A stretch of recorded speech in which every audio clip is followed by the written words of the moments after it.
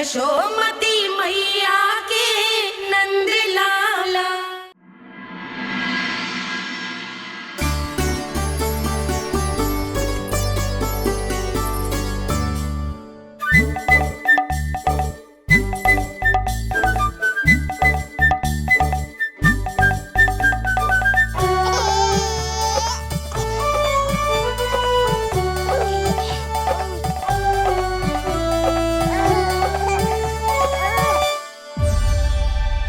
मैया, ये क्या किया?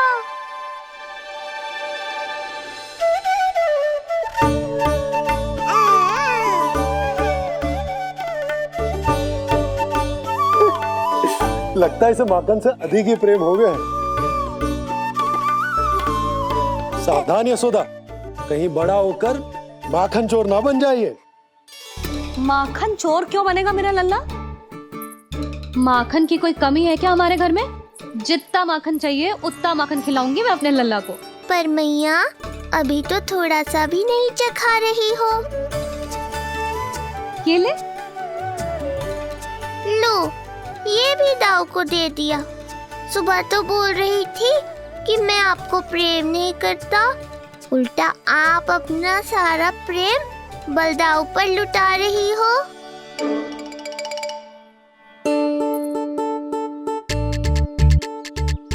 सुनो जी, कान्हा के चारों ओर सिरहाने लगा दो ना, नहीं तो जी फिर से इधर उधर चला ना जाए। अच्छा सुझाव दिया तुमने। अभी लाए।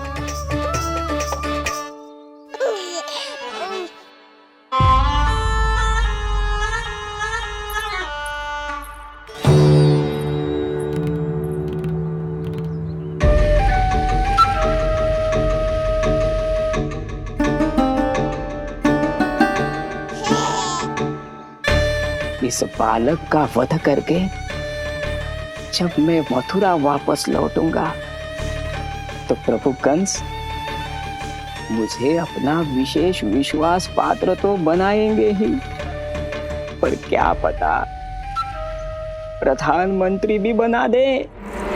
देवकी और वसुदेव अभी कहाँ हैं? अपनी संतानों के श्राद्ध के लिए ऋषि गर्ग के आश्रम जा रहे हैं। अब आप क्या करने वाले हैं महाराज? एक बार तो मैंने उन्हें प्राण दान दे दिया। बधाई हो कुंवर जी। अपनी पत्नी के प्राण बचाने में आप सफल हुए। दूसरी बार मैं उन्हें दंड देने निकला तो तुमने मुझे रोक दिया। बुद्धि बल का प्रयोग कीजिए स्वामी, शारीरिक बल की आवश्यकता नहीं। किंतु एक ही भूल को बार बार नहीं दोहराएगा कंस। मथुरा नरेश कंस के इस महल से वसुदेव और देवकी जीवित बाहर नहीं निकलेंगे, केवल उनके शव। कंस मामा, आप उनको छू भी नहीं सकते।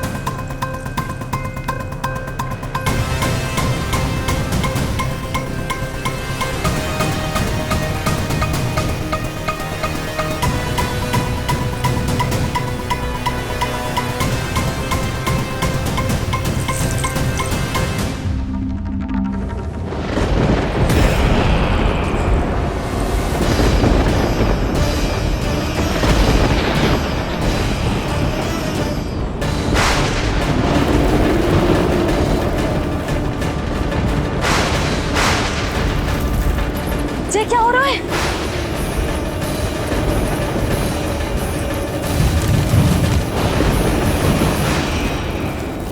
ये क्या हो रहा है?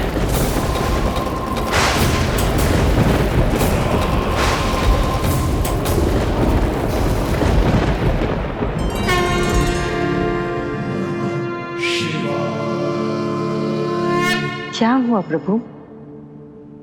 आप अचानक इतने चिंतित क्यों हो गए? कृष्ण ने अपने पांव का अंगूठा अपने मुख में रख लिया है देवी। इसमें चिंतित होने की कोई बात नहीं है प्रभु।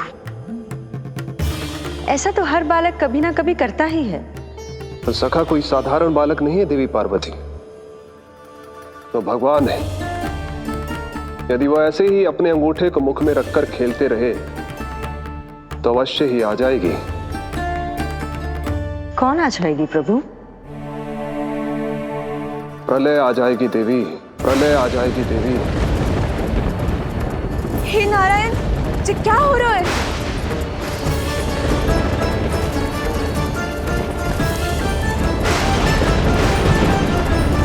ये ऐसे लग रहा है जैसे दिन में ही रात्रि के समान अंधेरा छा गया हो। लगता है बहुत बड़ी आंधी आने वाली है।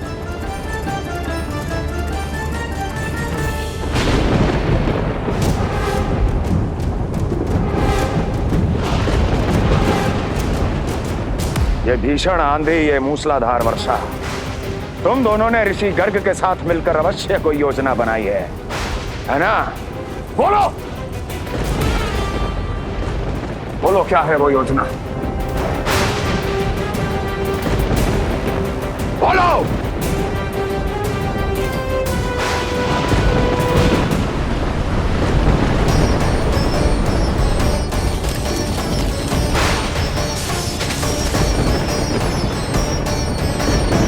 लगता है प्रकृति क्रोध में।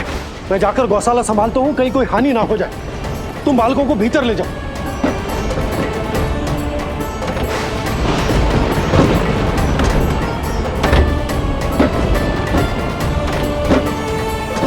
जी, द्वार और झरोखे बंद करते हैं। हाँ,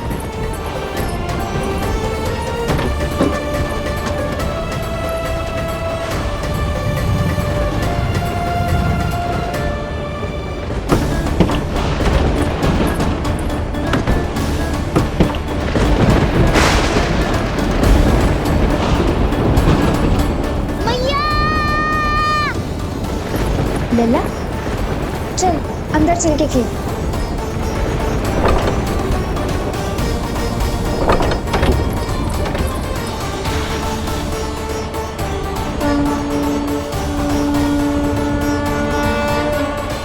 आपके सखा तो ध्यान निद्रा में चले गए हैं प्रभु। इनकी ये अंगूठा चूसने की सामान्य सी क्रिया का कितना घातक प्रभाव पड़ रहा है, इन्हें तो पता भी नहीं है। चाहे जानबूझकर की जाए या अनजाने में हो, सखा की हर लीला के पीछे कोई ना कोई उद्देश्य अवश्य छिपा होता है। पर ऐसा लगता है देवी जैसे उनकी इस लीला के पीछे एक नहीं अनेक उद्देश्य छिपे हैं।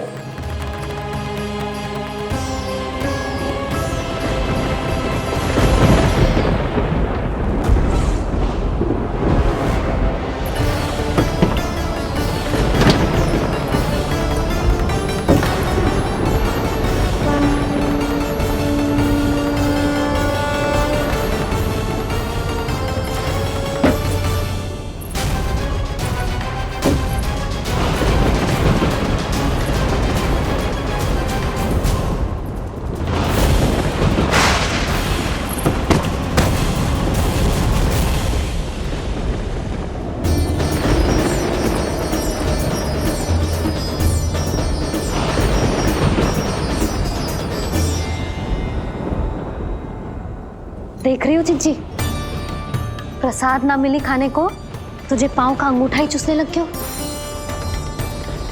कान्हा, ये क्या कर रहे है? अंगूठा मुंह से निकाल दे लल्ला। ये अच्छी बात ना है कान्हा। देख कान्हा, तू नींद में है, इसका अर्थ ये ना है कि मैया तुझे अंगूठा चूसने देगी। निकाल अंगूठा मुंह से।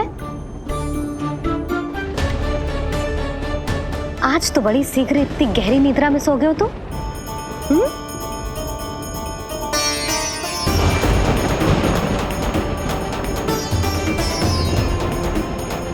देख रही हो ना जीजी, अंगूठा मुंह से निकालने को तैयार ही ना जी। ऐसा क्या आनंद मिल रहा है।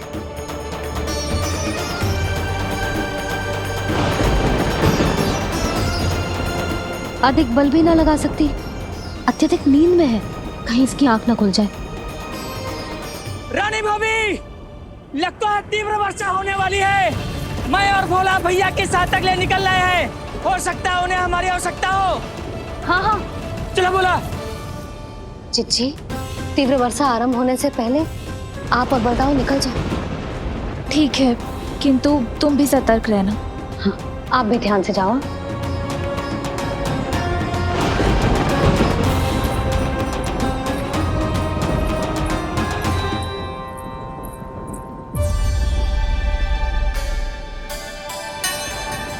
हे नारायण, वस्त्र बाहर सूख रहे हैं और तेरे अन्नप्राशन वाले चावल भी रखे।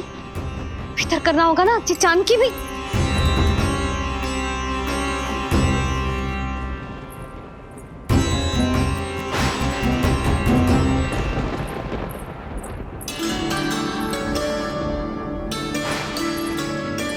लल्ला, वैसे जी बहुत बुरी बात है।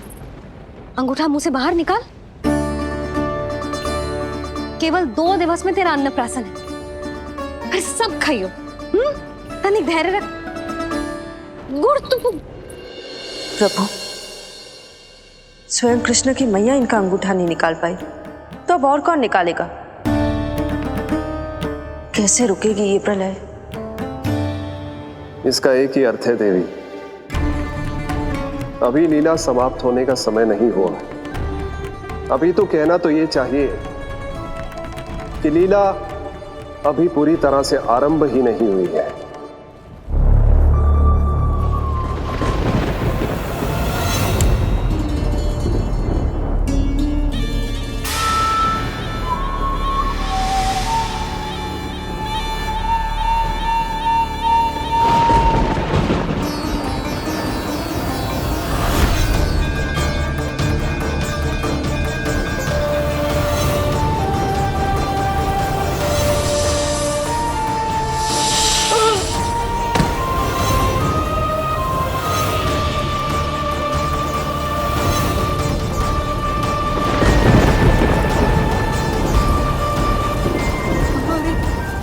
कंस ने प्रलय बुला ली।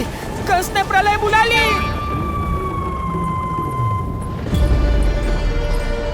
हे नारायण, जे वर्षा तो रुकने वाली ना है। जे गुड़ और गेहूं भीतर रख देती हूँ।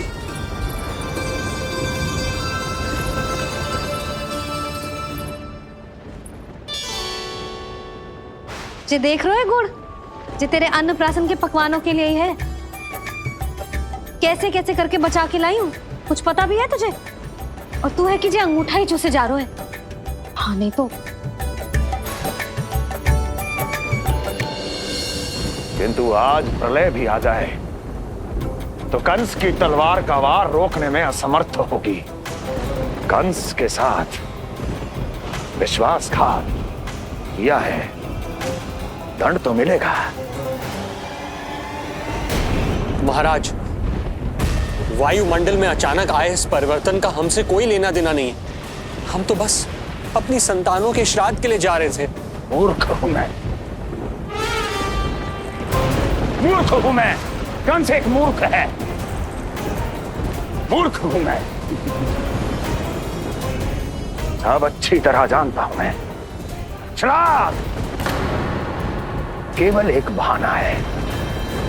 किंतु सत्य यह है कि तुम और वो ऋषि गर्ग मिलकर मेरे विरुद्ध एक षड्यंत्र रच रहे हो, और ये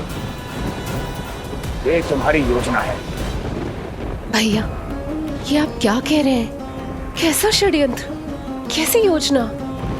हम तो केवल श्राद्ध के लिए गए थे। बहुत अवसर दिए मैंने तुम दोनों को, किंतु तुमने बार बार बार बार बार बार मुझे मूर्ख बनाया। इसलिए अब मैं अवसर दूंगा अपनी इस तलवार को।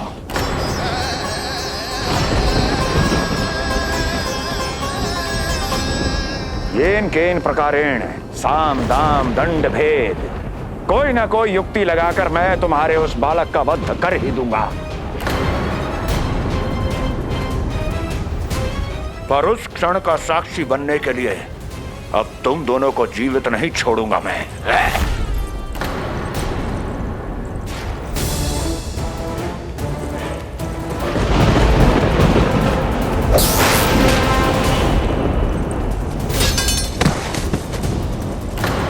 स्वामी,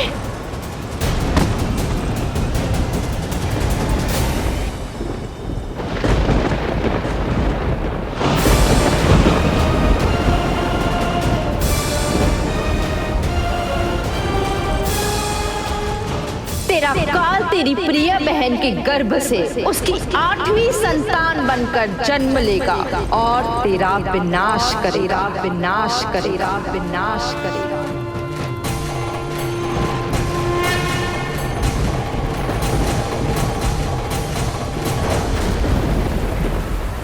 प्रलय आने वाली है, प्रलय आने वाली है, प्रलय आने वाली है।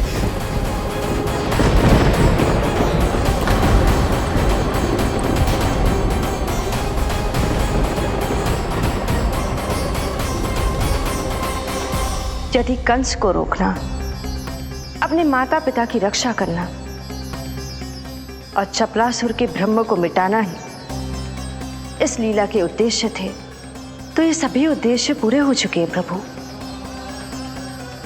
अब तो ये प्रलय रुकनी ही चाहिए। ये केवल सखा की लीला ही नहीं है देवी पार्वती, उनकी माया का उदाहरण भी है। मार्कंडेय ऋषि को दिए गए वरदान को पूरा करने के लिए ही ये सब हो रहा है। कौन सा वरदान प्रभु?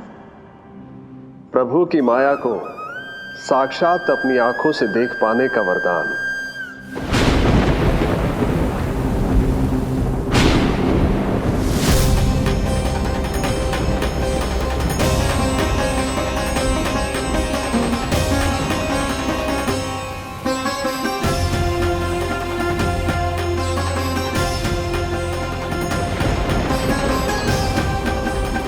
हे नारायण, क्या ये प्रलय है?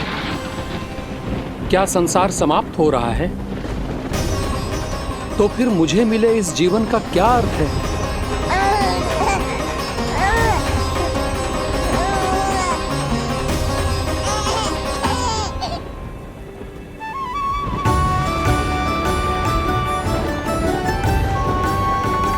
ये बालक यहां कहां से आया?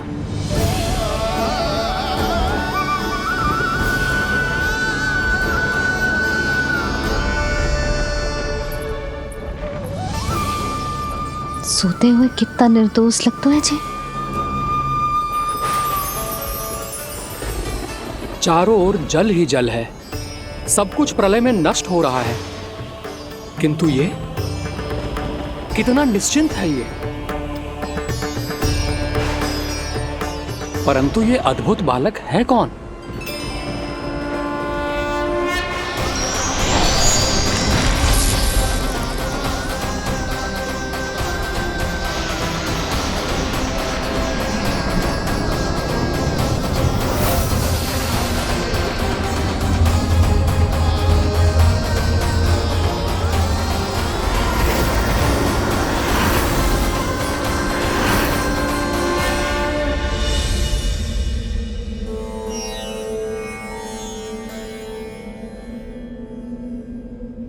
जिन घने काले बादलों ने आकाश को घेरा हुआ था, कहां गए वो? यहां तो प्रलय का कोई चिन्ह ही नहीं है।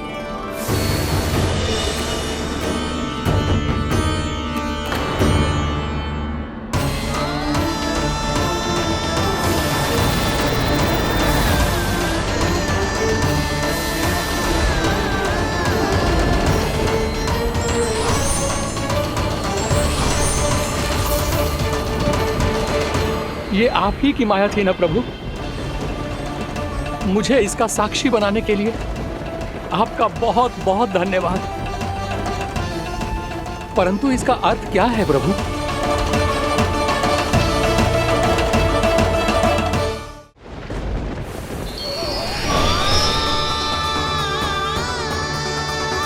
प्रभु,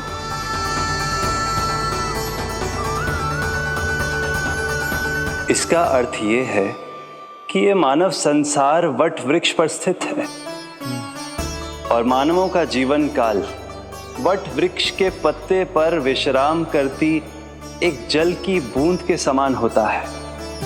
वो बूंद जो किसी भी क्षण नीचे गिर सकती है। आपने तो स्वयं देखा है महर्षि, ये संपूर्ण जगत, ये महाब्रह्मांड मेरे ही भीतर स्थित है।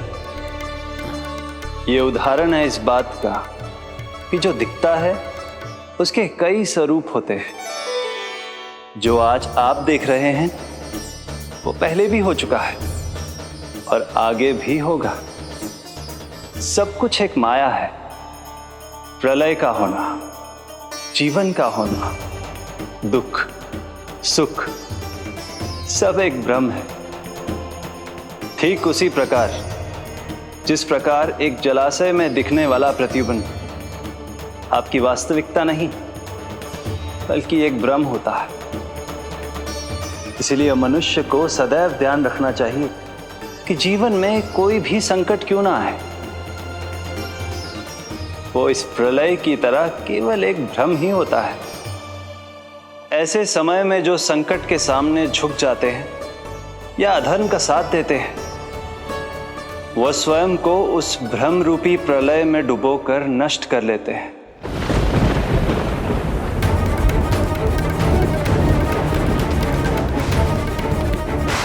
पर जो मेरी शरण में आकर संकटों का सामना करते हैं, वह स्वयं को कठिन से कठिन प्रलय से भी उभार लेते हैं।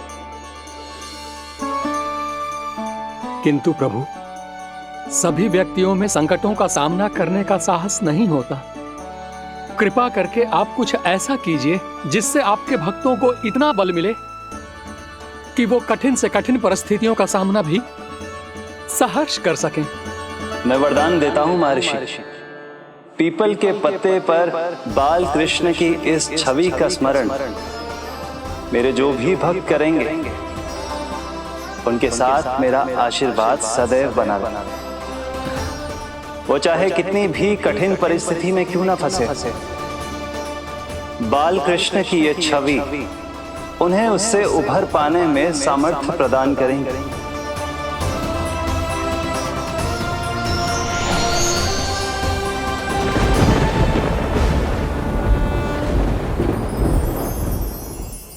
अद्भुत। तो ये कोई साधारण लीला या भ्रम नहीं था, मानव मात्र को नारायण से मिला वरदान था ये। पर अब क्या होगा प्रभु? कैसे रुकेगी ये प्रलय?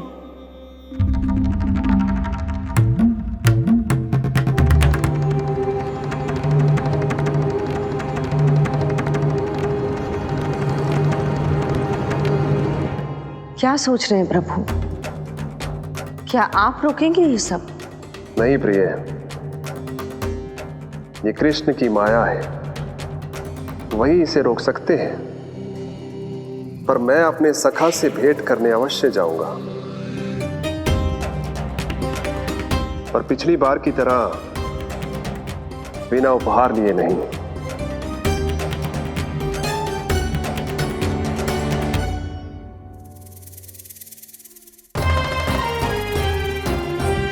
उपहार?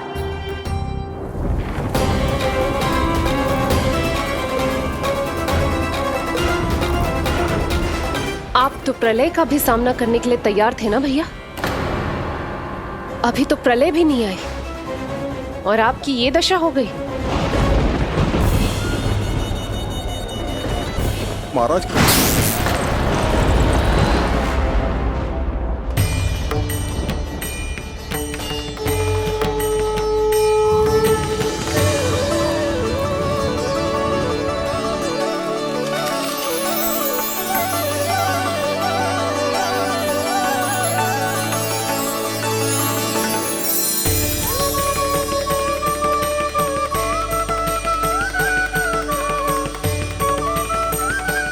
महादेव, आप उपहार में ये निष्प्राण वस्तु देंगे अपने सखा को?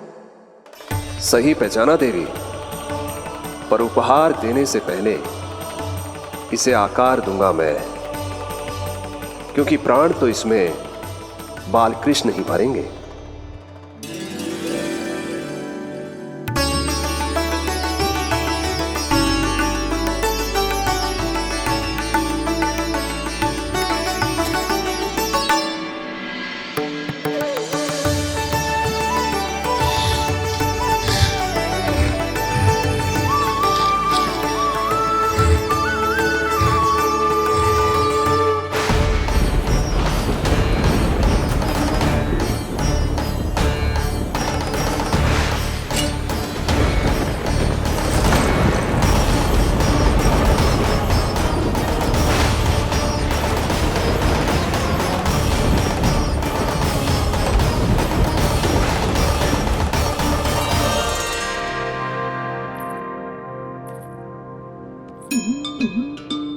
मुरली, बस उन्हें मेरा उपहार अच्छा लगे।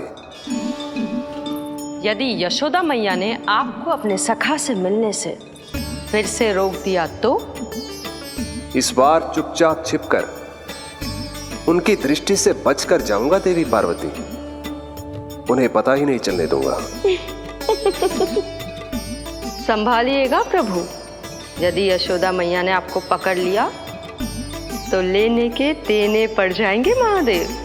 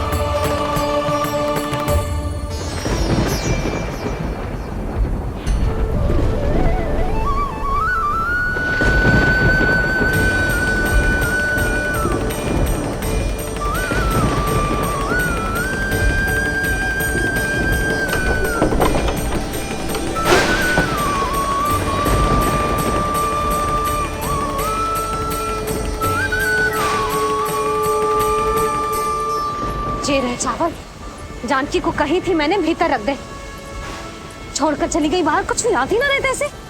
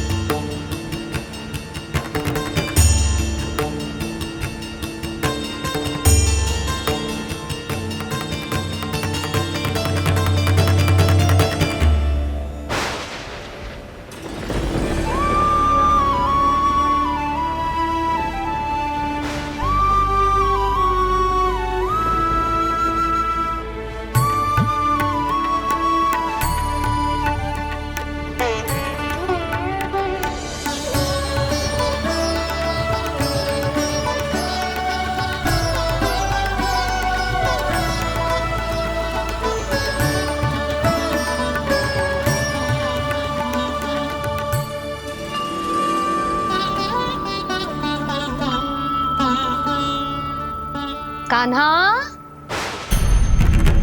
अंगूठा निकाल दे नन्ना, नहीं तो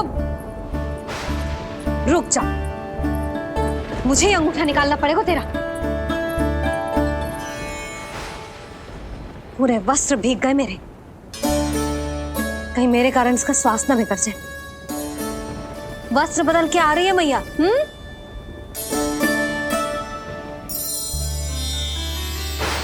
आ रही हूं।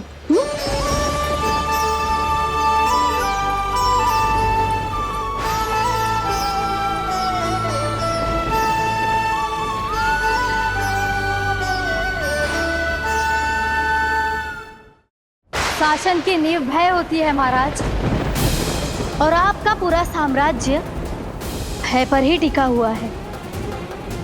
यदि आप भी इस तरह से भयभीत दिखाई देंगे तो आपके साम्राज्य को डगमगाने से कोई भी नहीं रोक पाएगा।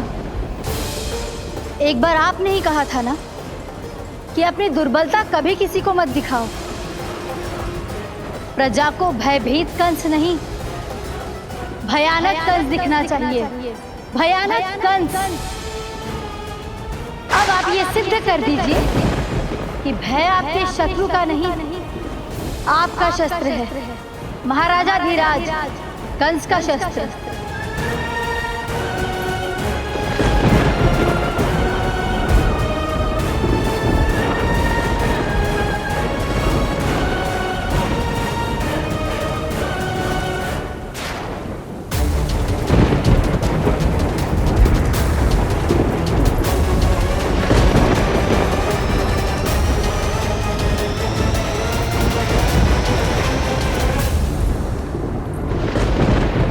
उससे क्या भयभीत होना जो स्वयं भयभीत हो। उससे क्या भयभीत होना जो स्वयं भयभीत हो। सखा, इस माया को विराम देने का समय आ गया है।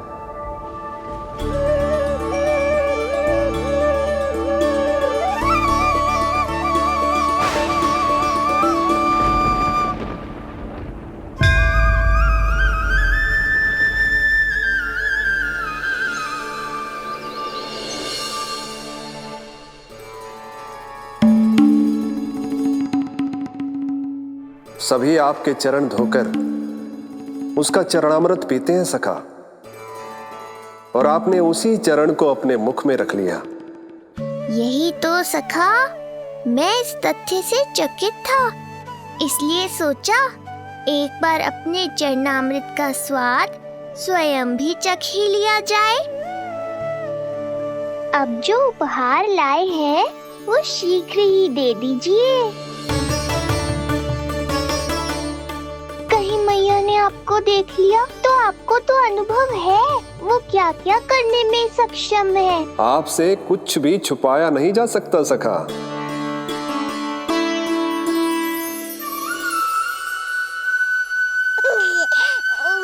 इन अधरों पे पांव के अंगूठे से अधिक ये मुरली शोभा देगी सखा।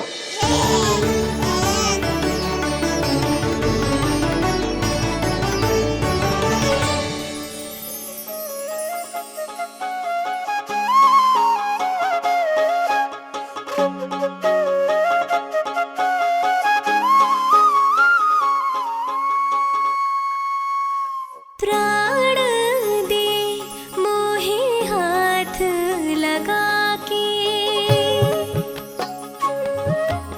हुई अमर स्पर्श जो पाके, काठी को जीवनमय कर दिया, मधुर हो गई सारी। मन प्रसन्न मेरा तन प्रसन्न, प्रभु आज से मुरली हुई है तुम्हारी। मन प्रसन्न मेरा तन प्रसन्न, प्रभु आज से मुरली हुई है तुम्हारी।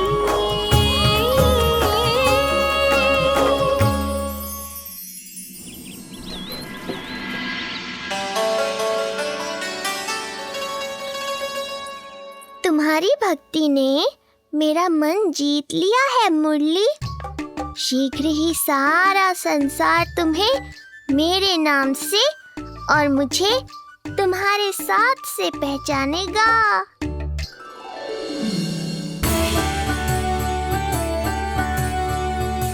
प्रभु, मेरे प्रभु, इस अनमोल भेंट के लिए आपका बहुत बहुत धन्यवाद सखा।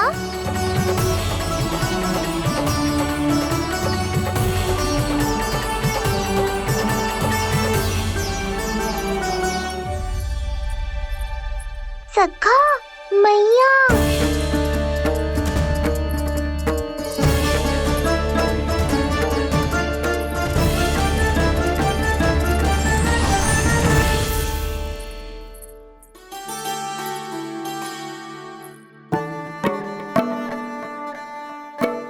अच्छा जी, तो तूने अपना अंगूठा मुंह से निकाल ही दियो।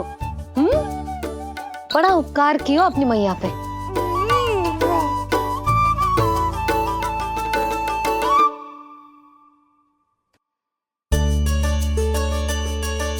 प्रभु, मैया ऐसा मत करो, मेरी मुरली वापस दे दो मुझे। ये कहाँ से आई? मेरे सखा ने उपहार में दी है। मैंने तो सोचा भी नहीं था मैया कि मेरे अंगूठा मुंह में लेने से इतना सब कुछ हो जाएगा। तेरे मुख पे छाई ये दृष्टता की छाया साक्षी है। ये जो भी हुआ, ये तुम दोनों, उस ऋषि गर्ग और तुम्हारे उस पुत्र का किया धरा है, जिसे तुमने मुझसे छुपा रखा है। जो स्वयं दूसरों का बुरा करते हैं, उन्हें सदैव यही लगता है कि उनके पीठ के पीछे उनके विरुद्ध कोई न कोई षड्यंत्र हो रहा है। मुझे तनिक भर भयभीत देखकर इतना साहस आ गया तुझमें कि मुझे प्रत्युत्तर देगी। लगता है तुम दोनों महाराज की तलवार के वार को भूल चुके हो।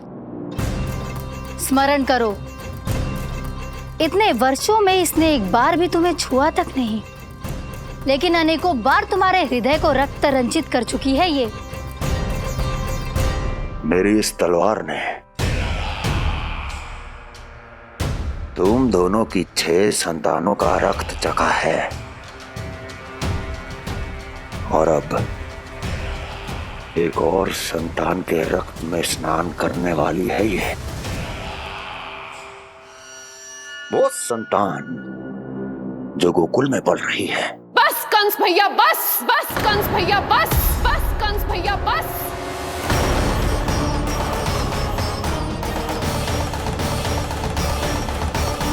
इतना दुस्साहस! तू मुझसे ऊंचे स्वर में बात करेगी अपने बड़े भाई के सामने? बड़े भाई जैसे कौन से कर्म किए हैं आपने? और अब जो कुकर्म करने की आप सोच रहे हैं, उसमें भी असफल होंगे आप।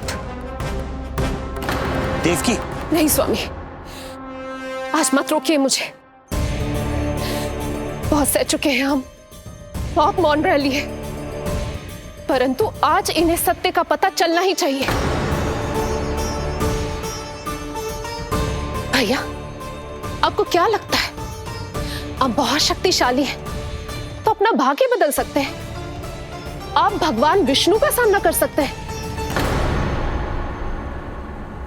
ये भ्रम राक्षस राज रावण को भी था, और यही भ्रम स्वयं को भगवान समझने वाले हिरण्यकश्यप को भी था।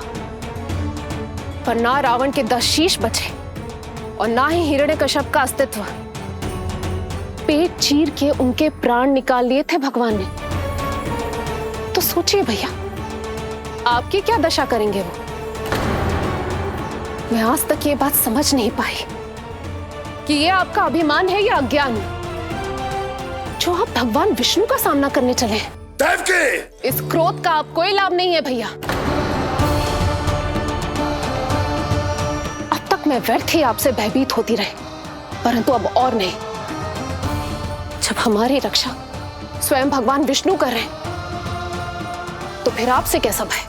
जब हमारी रक्षा स्वयं भगवान विष्णु कर रहे हैं, तो फिर आपसे कैसा भय? तू क्यों मुस्कुरा रहा है?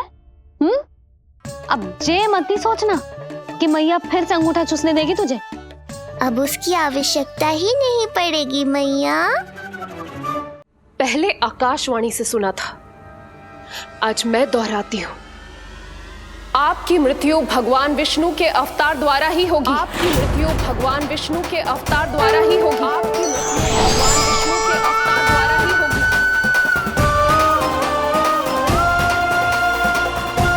भले ही वो कहीं भी क्यों ना हो।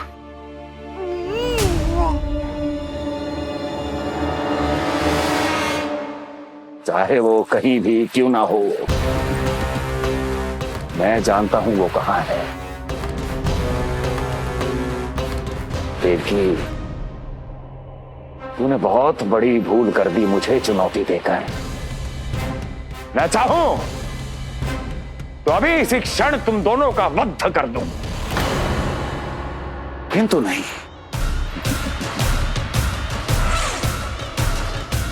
तुम्हें श्राद्ध करना बहुत प्रिय है ना? तो ठीक है, तो अब मैं तुम दोनों का वध तभी करूंगा जब तुम दोनों अपनी 8 संतानों का श्राद्ध एक साथ कर चुके होगे।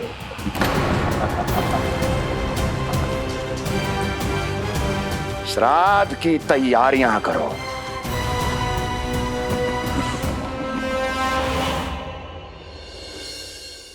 मैया अन्नपूर्णा की कृपा से आज अन्नप्राशन के सभी कर्मकांड अच्छे से हो जाए, भोजन स्वादिष्ट बने और मेरे कान्हा को प्रिय लगे। बस इतना आशीर्वाद दे दो तुलसी मैया। मैया, कहीं उसे ऐसा ना लगे कि उसकी मैया को अच्छा भोजन बनाना आतो ही ना है।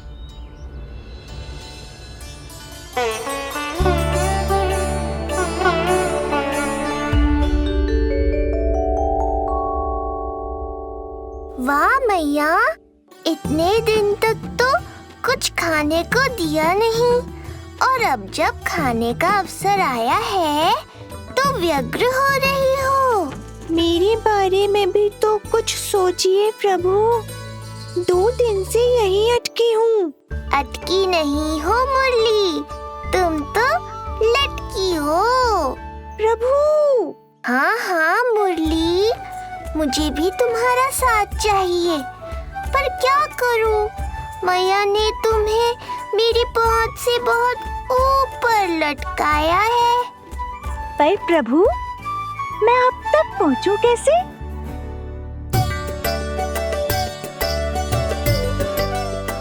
प्रभु, सोचिए मत, कुछ करिए।